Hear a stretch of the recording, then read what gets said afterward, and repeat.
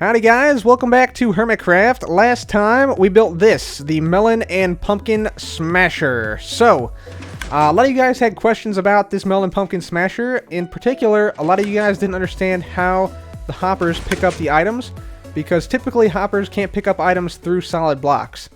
And the answer to how this works is Smasher. Boom. Boom. Boom. So, this farm works by literally smashing the blocks through the top block. Yeah, you saw it right there. And then the hoppers underneath pick up the blocks. So it literally smashes the block, the pumpkin and melon item, once it's broken through this block, at which point it's pushed into the farmland because it's a lower block than the actual dirt. And then it's picked up by hoppers. So that is how it works. And you can see here we got a lot of stuff flowing in. There's some pumpkins flowing in right now. And there's some melons flowing in. So, yeah, this farm is crazy, insanely fast. Some of the items do occasionally not make it in, but the vast, vast majority of them do make it in and get collected by the hoppers. So, yeah, that is how the farm works. It literally smashes stuff through the blocks, which is one of my favorite features of this design. So, what are we going to do today, guys? We have a bunch of stuff to do. Both here, the Nether Hub, we're getting to that, guys. Don't worry, soon. We'll get to that. We need to finish this farm first, though. So, first thing I want to do, I want to put some glass around the outside of this, at least for the first 2 levels. Then we might do maybe more nether brick or something. And then probably also want to cap off this farm so that there's no redstone exposed. So, yeah, I think we'll go ahead and do that right now. We also want to build up the collection system because this thing is filling up quickly with items, very, very quickly with items. I've actually, let me just show you real quick how many items we've gotten so far. So, we've gotten 1 shulker box full, almost another shulker box full, and then 1 full of melon blocks that I've crafted up. So, not too shabby in terms of yield so far. But, yeah, we need to get a bunch of shulker boxes in here and get the mass storage going as soon as possible. So, let me run back to the base. I want to smelt up some glass, get some orange glass. And I may actually need to go and get some sand from a nearby desert. So guys, to decorate this farm, we got the orange glass now. And I'm only going to do 1 block tall, because if we went another block up, we'd run into the slime blocks, because these things actually move up and down with the farm. So we don't want any, blocks attached to that.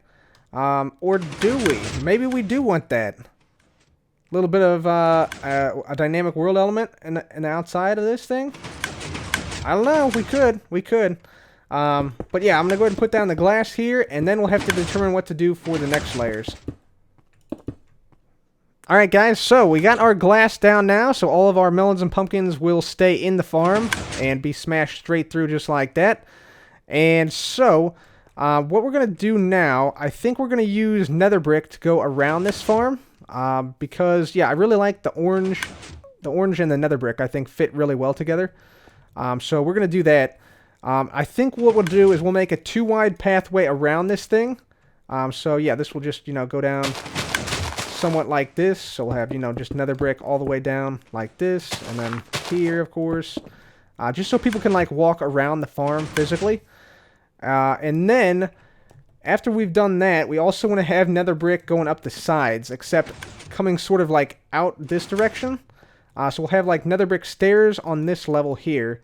Then it will come up 2 blocks, nether brick stairs again, go up 2 more blocks, and at that point we should be even with the top of the farm, and we can do something up there. I'm also going to see if we can possibly make, let's see, if we can maybe give a pulse or just turn on this redstone dust right here to maybe turn off the farm when we don't want it to be active all the time. So I'm going to see if that is a possibility as well. See if we can somehow activate these dust here. So, yeah, I'm going to go ahead and get started on that, guys. I don't think I have enough netherrack to do all this. So we'll probably also have to go to the nether. And I want to see if I can actually get a ghast head in the nether while I'm there. So we will see if we can do that as well. So I'm going to go ahead and start laying this down, and I will be right back. So guys, this is what I was able to create with just the netherrack in our base. And yeah, we sort of went with a 2-layer type of thing here. So down here you can see just the farm. So this is only the melons and pumpkins that grow. And then up here you can see the mechanics that make it happen. So you have a 2-layer thing going on here, which I really like. It's sort of like, this is like a separate thing from the bottom section. So yeah, it's cool that it's all like one system, but you can see it like in 2 different ways. So yeah, I really like it. I really like it. But unfortunately, we are out of nether brick, so we need to get some more. And so, yeah, you can see we finished up the pathway as well here. So we have to go to the nether now to get some more nether brick. And I'm still debating what we should do for the roof. My idea right now is currently to potentially like build this up. I still have to test and see if I can shut the farm down, because if so, we'll put something up like that up here, like a little bit of redstone thing up here. But I'm thinking maybe orange concrete on the top, and then we could write like smash in big bold letters across there, so that on the map over there it just says like smash on the top of it, or maybe smasher or something across here. That would be kind of cool. Or I'm thinking maybe just, you know, solid orange concrete across there with maybe like maybe a border of some type, maybe orange terracotta. I don't know. The point is, I'm still thinking about it. But we need to go to the nether to get more nether rack, because I definitely need a little bit more nether brick, stairs and nether brick, full blocks nether brick. So yeah, that's where we're headed now. So let's go. Okay, guys, so we are now in the nether, and yeah, we have some mining to do in this area here, because we want to make the Cub Hub, as you guys dubbed it. So we're going to make a hub that connects up all of our nether portals, at least this one, and maybe the Golem Farm. I'm not sure if I'm going to go out that far, but definitely this one, and then also another portal that will inevitably pop up over here, to the other side of the island. So, yeah, I'm thinking I'm going to make this fairly large. It might go over to the Golem Farm portal. I'm not quite sure. But in order to make what I want to make here, I need to dig out a lot of netherrack below this level. I think this is the level we're going to make it on, so we'll have to actually lower that portal a little bit. But I'm going to start digging out the netherrack here, because we need netherrack for our current project at the Pumpkin and Melon Smasher. But I'm also sort of trying to work toward the goal of making the Cub Hub at the same time. So we're trying to kill 2 birds with 1 stone here by getting this netherrack out of the way. So I'm going to go ahead and make this happen, and yeah, I'll be back once I have a bunch of netherrack. Alright guys, so this is a good preliminary dig for the Cub Hub, and so yeah, you can see sort of how big it's going to be. It's going to go from this portal over here all the way to 50 blocks past this portal right here. So 50 blocks past this all the way down, like down there. So that's sort of the scale we're going for here. It's going to be massive, and it's going to be epic. Like, it's going to be insanely huge and awesome. So yeah, I'm looking forward to it. Okay guys, so I've come up with the design for the top of the farm now. So let me just slide on in here and show you. So first of all, from the top bit here where we last left off, we're going to put down some orange glass once again. So this just sort of keeps the same pattern going that we had below. Then we're going to have some nether brick on top of this as like a border. And then we're going to have a very special block on top of the actual farm itself. And this block is perfect for a reason which I will show you. But first, to get the block, we actually have to go out to the mesa biome. So we're going to head out there and get some clay. So I know what you're thinking, guys. Isn't the mesa NHO territory? Yes, indeed it is. And that is why we've came here and collected this, because the NHO have very, very reasonable rates for use of their mesa. So we're just going to go ahead and fly on down this river here. And let's see, NHO is just over this hill, I think. Yeah, right here. Here we go. Perfect. Perfect. Yeah. Awesome. Okay, yeah. So here we go. Right here.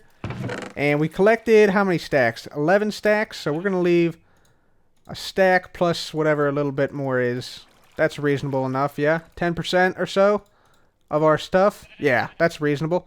So 10% tax on the goods mined in the mesa. So we'll leave a sign that says tax payment for land usage. Thanks, Cubfan135. Boom. There we go. Easy as that. That wasn't too difficult, was it? Both groups benefit from that, guys. Both groups benefit from that. NHO, thank you for allowing us to use the land. We appreciate it. And now that we got all this clay, guys, we can head back and continue our project. So with the hardened clay now in hand, we are going to come back here, and we are actually going to craft up a bunch of lime hardened clay, just like that. And actually, we'll do a little bit more right here. And I think this might be, yeah, this should be enough, I think, yeah. And what we're going to do with this lime green hardened clay, we are actually going to plop it into our minecarts and smelt it up. And we're going to make some terracotta. So let's just get the auto collection back on there. And yeah, we're actually going to use lime green terracotta on top of the farm. And I will show you why we are going to do that right now. So guys, you might be wondering, why am I going to go with lime glazed terracotta on the roof of this? Well, the reason is pretty simple. If we take a look at the lime glazed terracotta texture, and we're going to go with this type of pattern right here, what does this look like? I'll give you one guess. You got it? If you guessed a smashed melon, you are correct. And since that's exactly what this farm does, this is what we're going to go with. It's like there's a bunch... So it's going to be like we're looking down on a bunch of smashed melons. And you can see a lot of similarity between the top of the melon texture and what looks like the top of the smashed melon texture. Or at least this is what I think of this as. And so, yeah, like the similarities are pretty striking, actually. You got like the radially outward dark green on the top of the melon. Same here. You got radially outward dark green. And you can imagine the lightness. So this is a little bit darker than this green. The lightness comes from the all the juices inside the melon, and yeah, all the meat of the melon mixing with the green on top once it's smashed in this configuration. That's why there's this like this little this orange bit on the outside here. That is also, you know, the meat of the melon being smashed down. That's why it all came to the outside here. So that's what it is. It's a smashed melon. This is the smashed melon texture right here, guys. That is definitely what it is. So that's why we're going with this texture on the top of the farm.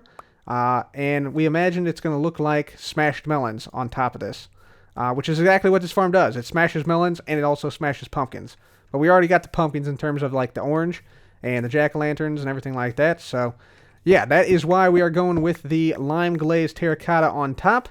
So it's going to take a little bit of time to get, you know, every block here down and, you know, aligned properly. We got to make sure and get the texture correct here, just like that. So we got a melon in every slot here. So we just have to be very meticulous about this and make sure our smashed melons are perfectly placed.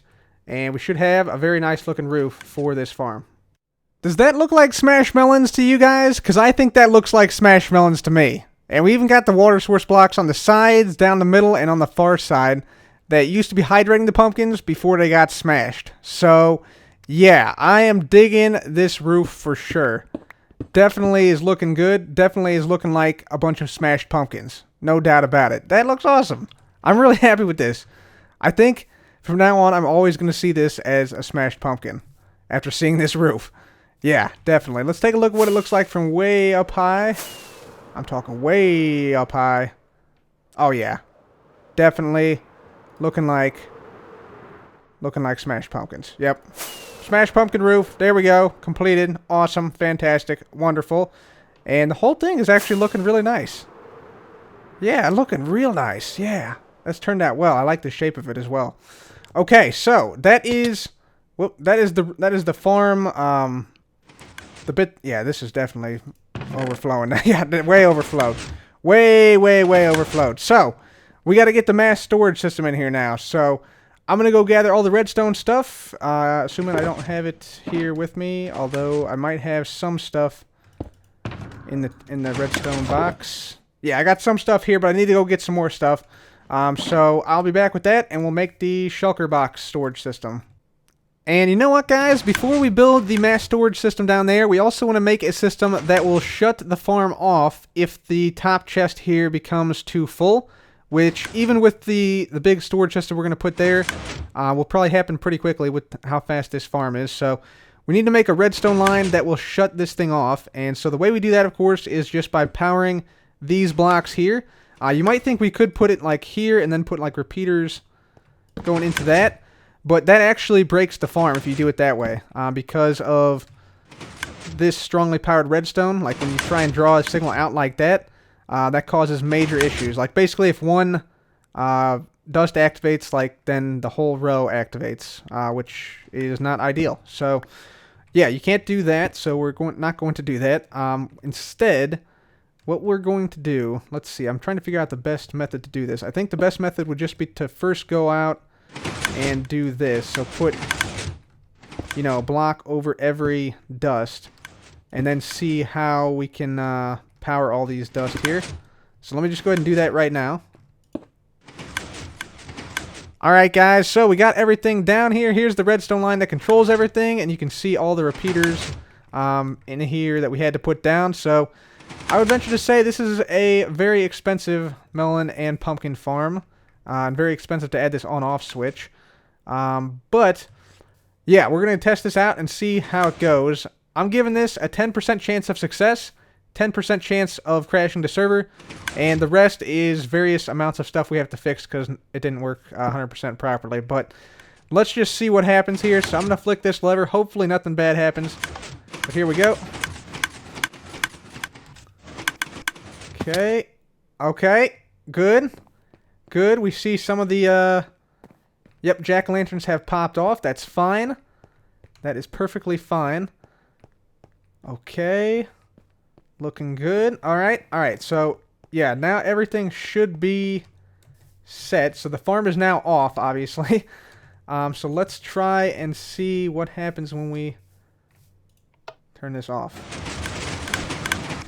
Oh, the lag is real. Okay. Alright. Okay. Good. Okay, a few minor issues here, it looks like. But those should be pretty easily fixed. Yeah, the other modules are all back up and going now. Let me see what's going on with these other modules here.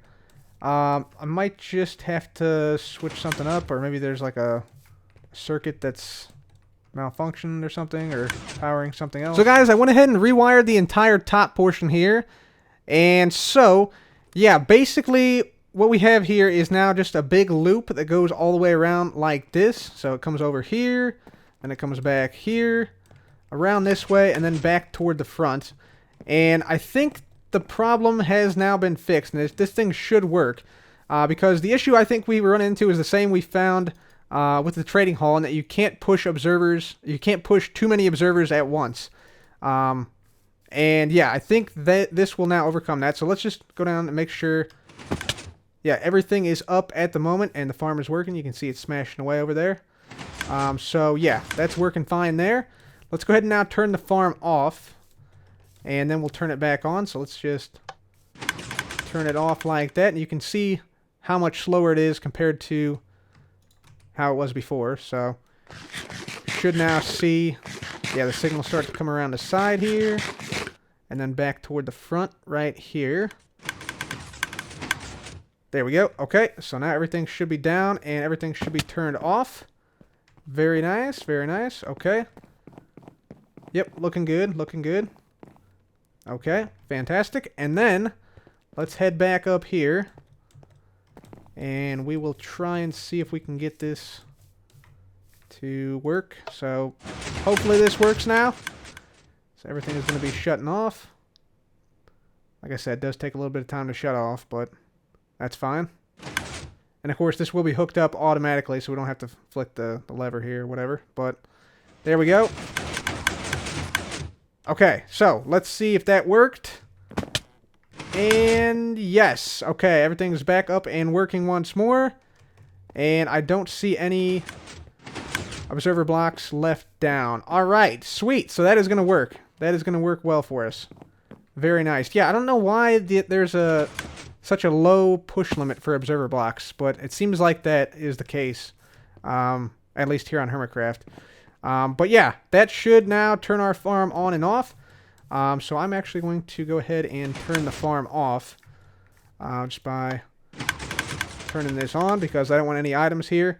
And now we can add back on the roof. So we're just going to make the same roof again, but it's just going to be one block higher than it was previously.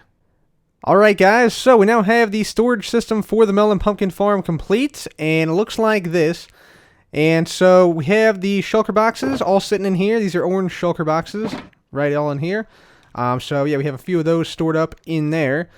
And so these will all fill up with melons and pumpkins. And then once they reach a level of 14, we should see them break. And then, yeah, basically be deposited into this chest here where they should sit for some time. So one big difference between this system and the shulker box, the sugarcane system, is that this will actually break when it reaches a signal strength of 14, which should be relatively soon. So yeah, we should be able to see this thing break within a few moments here. And so we're just going to test it out and make sure that it works, and make sure that another shulker box is dispensed after this one breaks. So let's see, we should see it any moment now. Here we go. And yeah, it might be another 10 seconds or so, but not too much longer. You can see we are still full up here with this this chest up there, and there we go. Okay, shulker box broke, new one dispensed. That one is now filling up, and the old one is right there. So we know the first part of this system works. Now let's test out the second part of the system, and it's been just a few minutes, and we've gotten a few more boxes of melons. And by the way, the reason why we have the shulker box break before it's completely full is because sometimes you can get a situation, if I just grab a few pumpkins here, you can get a situation like this. So let's say we had like some pumpkins in here, and then just a few pumpkins came in like that. And then let's say now, after this situation occurred in the shulker box, we had a situation like we have now. Well, not right now, but let's just say we had a bunch of melons that were then going to filter into the system. So basically, in that instance, the shulker box would never break because there's no way for pumpkins to get into it. So to prevent that sort of situation from happening, we just break the shulker box once it reaches level 14, which is this amount of items right here. And that makes sure that the shulker box always breaks regardless of which configuration the melons and pumpkins come into it in. So that is why we do that. And now let's go ahead and let's just put this back into the bottom chest, and let's test out the other part of the system, which is the shipment to and from the village trading center. So let's just go ahead and come on in here. So this is actually the line that leads from the villager trading hall back to our system, and this actually locks the hopper underneath, which keeps these shulker boxes in this chest. So we are actually going to use that line right now, and we are going to call up a couple of shulker boxes to the top, and we want to get these things up here so we can trade them away in the future. So we're going to test that out right now, so let's just go ahead and do that. So come on up here, flick down this lever here, flick it back up. That hopefully will release one or two shulker boxes there. And so we should see some orange shulker boxes here in a very short time. Come on up, there's one, two, looks like. And so we should see two shulker boxes, two orange shulker boxes show up right here. Magic, magic, magic. Nice. So there we go, two shulker boxes right there. And then of course, we can just grab these after we're done trading with the villagers and things. And we're going to come on over to this dropper here. And we can just plop in this one and this one. And then, yeah, they disappear. Just like magic. And so they go into the dropper. This is actually a smart dropper here. I can show you just real quick. So if I just cut in here, you should be able to see. Yep, there's the redstone down there that controls the dropper that's actually underneath this one. So that's that. And that actually leads to a water stream underneath, which ships the shulker boxes back to the Melon and Pumpkin Farm. So let's go see if they got shipped and all ended up in the correct area. So they should all be in here. So we should see, let's see, any of these? Nope. Let's see. There's one. Yep. And there's the other one. Cool. Awesome. So, yeah, there's a little bit of a queue going on there. But, yeah, there's our two shulker boxes. And then there's the one that's still in the system right now. So, yeah, fantastic. That one's still filling up as well. So, yeah, this system is fully up and working 100%. Awesome. So as far as I can tell, everything is working as it should here. And one more feature I want to let you guys know about is the on-off feature for turning the farm on and off automatically. So that is what this comparator... Hello. Oh, there we go. Okay, got another shulker box. Fantastic. Awesome. But yeah, we have this comparator up here to turn the farm on and off. And what it does is it compares the signal strength from this chest to a signal strength of 14, which is going into the side of it right there. And essentially, if this chest reads out a signal strength on the comparator of 14 or greater, then the farm is off and this line is on. So you can see that is the case right now. So the line is on, and of course the observers are all down, so the farm is currently off.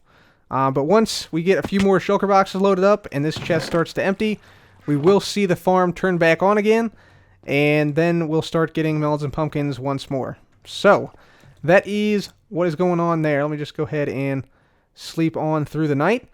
So I think that's it for this farm, guys. I think we did it. I think we got the entirety of the thing complete, and I think it's looking really, really good. I really like the sort of now triple layer action we got going on here in terms of like the actual farm, the farm area, the mechanic area, and now the redstone area up top here. You can look in and see the locking mechanism for the farm. And also, let me know what you guys think about the top bit here, the smashed melons. I think I accidentally called it smashed pumpkins here, but these are definitely melons. Yeah, the smashed melons on top of our farm with a little bit of water here, and they're all planted in like rows, but they've been all smashed. They've been all smashed. Smashy, smash, smashed. Nice. So, yeah, let me know what you guys think about the farm, and yeah, let me know what you guys think about this design. But, guys, I think that will have to be it for me today, as I am out of time for this episode. So, please do leave a like if you enjoyed the episode, and make sure to subscribe if you want to see more videos like this and more amazing stuff in the rest of the season. So, guys, thank you so much for watching. This has been Cub. Goodbye.